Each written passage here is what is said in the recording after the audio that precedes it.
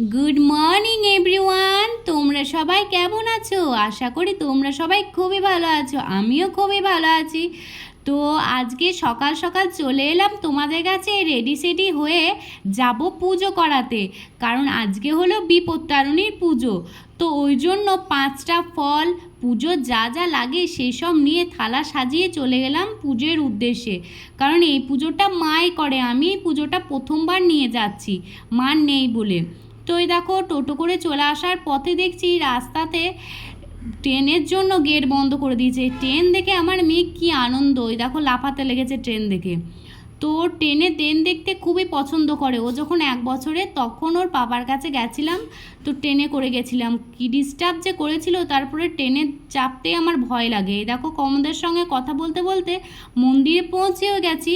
এটা হলো আমাদের ভদ্রকালীতলা, আমাদের ভদ্রকালীর মা খুবই জাগ্রত।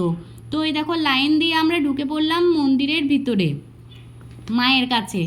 তো মায়ের কাছে পৌঁছে যাওয়ার পরে ঠাকুরমশাই আমাদের কাছ থেকে পুজোর থালাগুলো এক এক করে নিয়ে নিল।